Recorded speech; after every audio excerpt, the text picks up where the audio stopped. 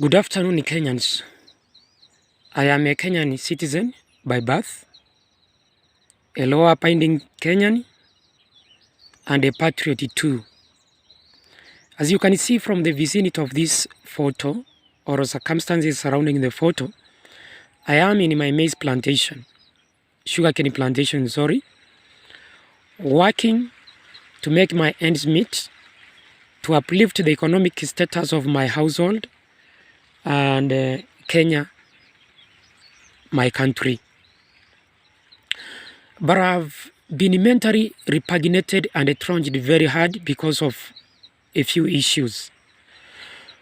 Of recent, I've heard people criticizing our president on issues ranging from dictatorship, revenge, no respect for the rule of law or constitutionalism. From chapter 1 of our Kenyan constitution, the sovereign power is vested in the citizens. As much as we wanted to practice the sovereign power, there is none of us who is above the law. Some people read just a verse of the Bible, and the chances of misinterpreting that verse of the Bible are very high. For us to interpret correctly, let us read extensively and widely to get enough knowledge.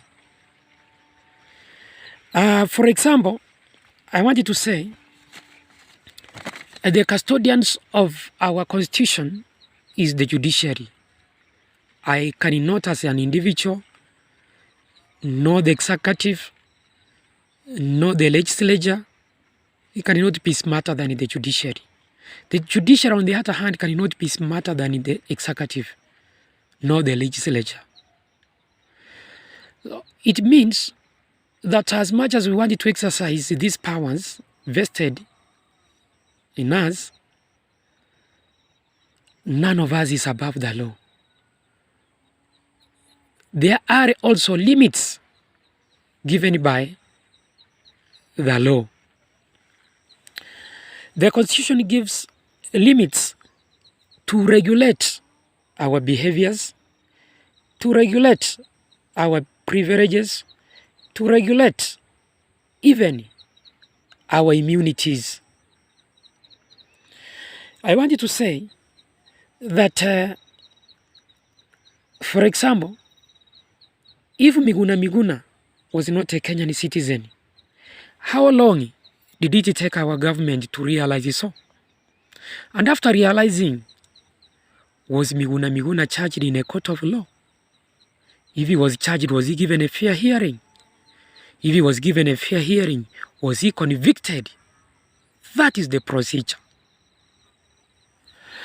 I wanted to say, we cannot wake up one morning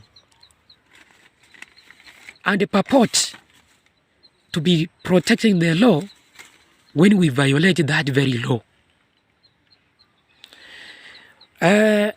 What happened a day before yesterday, for example, when the president did not approve the appointment of 6 judges, has generated a lot of heat in Kenya. He argues he did it within the confines of the law. But again, he issues of integrity.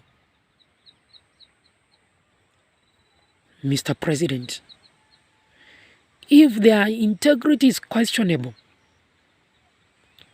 my question is, are you the convicting authority? Are you the convicting authority? Have these people been charged on issues of integrity, given a fair hearing? Mr. President, I also wanted to point out and say that IBC is the only body mandated by the Constitution of Kenya to delineate boundaries. Here we have come up with the creation of 70 constituencies I wanted to say we have done this to befit our personal interests. While IBC is supposed to do this, it is supposed to do this within 12 months prior to the next general election. Is there a possibility that they will complete the delineation of these boundaries before August next year? The law, for example, does not recognize chief administrative officers, but we went ahead creating these portfolios, giving them roles just to expound and accommodate people because of political interests. I wanted to agree with you that leadership is the way you lead. You lead from the backward, that is still leadership. You lead from the front, that is still leadership. But we are supposed to lead by example.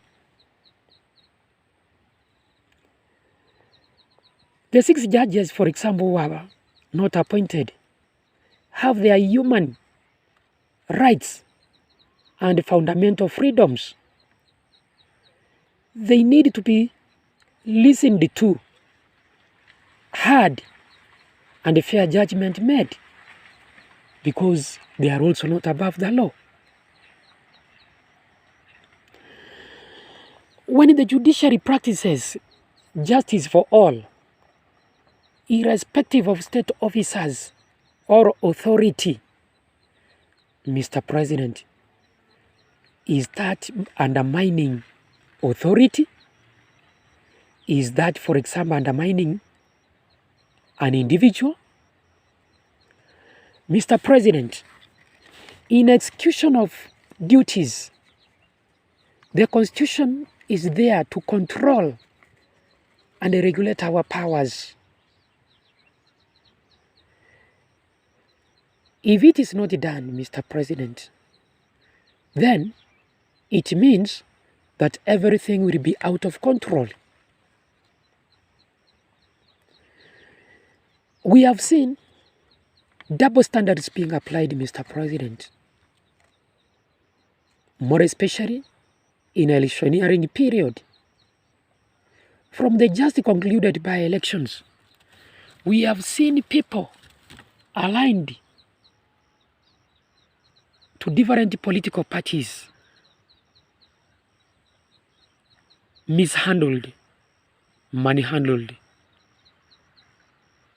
People chased from meetings where they are expressing their freedom of expression and speech. We have seen people who have even followed the laid down protocols of controlling and preventing COVID-19 being arrested. In other gatherings, we have seen huge crowds of people not observing the laid down guidelines, but they go scot-free. We have seen of late a bitter exchange between you and your deputy president.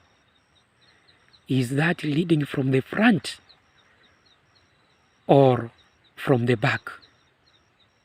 Is that leading by example? Can we unite a section of a country and there the other part aside? Can we unite a few individuals and leave others? Then we say we wanted to leave a united country? Never, Mr. President. Not really. My heart is very heavy over these issues. Calm down, Mr. President. Let us reason together, Mr. President. Mr. President, we shall get a united country when all the arms of government work together. When all the arms of government reason together. When all Kenyans have fair opportunities. When all Kenyans enjoy the fruits of independence. Yesterday, I had one fella telling me that in Kenya, not yet uhuru. Then I stood, wondered aloud, what was this person saying? What is the person saying? Today, I concur with him, not yet uhuru. Our actions today may determine our destiny as a country. Leadership is very sweet. It has been there. Immediately after independence, we had Jomo Kenyatta. After Jomo Kenyatta, we had Daniel Toroitich arap Moi. After Moi, we had Honorable Elimio Mwai Kibaki. Daniel is not there. Jomo is not there. Elimio is in the cold. A time is also coming when, Mr. President, you will also be in the cold. A time is also coming when, Mr. President, you will not be there. We will have other God-given leaders. Mr. President, let us give everybody a fair opportunity. Let us give everybody a fair chance. Hii mambo ya kutaka kukanyagia wengine, kusema ho ho ho, huyu hatoshi, ho ho ho ho, huyu ni mwizi, ho ho ho ho, I cannot leave the country to thieves. You have been working with these thieves, Mr. President. Is it today you have realized that these are thieves? Then tell me who your friend is. I tell you your character, Mr. President. Who is cheating on the other? Who is cheating the other, Mr. President? Kenya maisha imekuwa ngumu. Bei ya bidhaa ndio hiyo imeenda juu sana. Taxes ndio hizo zimeenda juu sana. Madeni kila mahali. Nchi iko na madeni chungu nzima. Trillions. Sisi wenyewe tumekuwa na madeni mingi sana. Kupumua imekuwa kazi. Give us time to breathe kindly. More especially you and your deputy president. Come together, reconcile. Reconcile with Raila. If you cannot reconcile with the two, Mr. President, we have difficult moments ahead of us. Live. Keep off matters of succession. Kenyans are there to decide who will be their next president. It may be Gideon Moi. It may be Deputy President William Ruto. It may be Raila Odinga. It may be Kalonzo Musyoka. It may be Mudavadi. Maybe Wetangula, or none of the above. You may find me becoming the President of the Republic of Kenya 2022. Hii mambo mingi, achana nayo. Time will sort itself out. Hivyo mheshimiwa, tunakuheshimu we respect you. You are the drive of this nation. You have a few days to complete your term. Let it be that live a united country. You cannot live a united country when it's segregating and alienating other tribes, when it's segregating, alienating other personalities, when you do not respect the rule of law. If the claimants are justified to say so, you cannot succeed leaving a legacy when you want to please others and displease others, Mr. President. I live to remember you for the good work you have done for Kenya, for your eloquence, for your stand.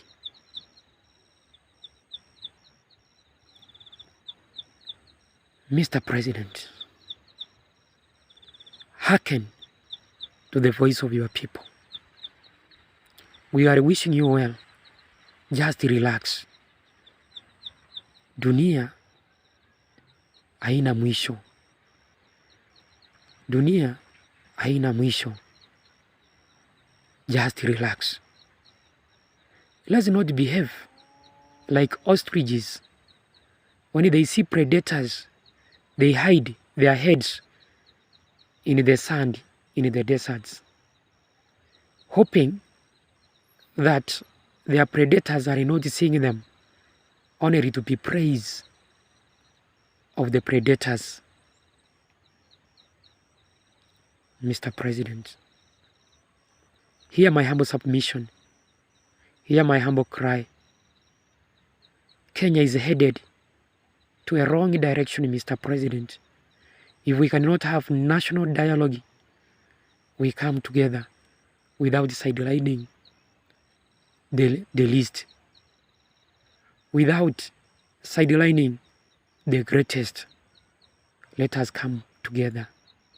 Let us give the clergy enough room, enough freedom for them to advise us, to ensure that everybody